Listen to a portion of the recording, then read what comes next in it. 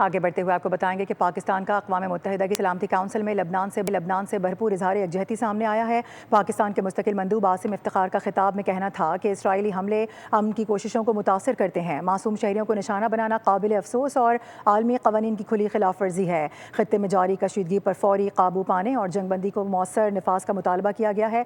इसके अलावा पायदार अमन के लिए सिफारतकारी और मुज़ाकरात का रास्ता इख्तियार करने पर जोर दिया गया। Protection has been struck along with the capture of Beopar castle.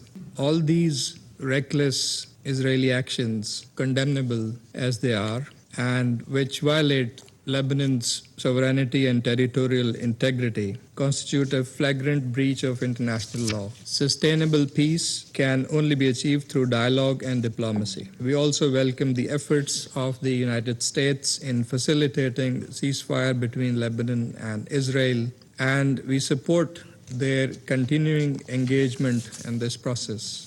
Pakistan appreciates the efforts of the government of Lebanon to restore stability, to strengthen state authority, and to ensure that use of force is the exclusive prerogative of the Lebanese state through its legitimate institutions, with the Lebanese armed forces playing a central role.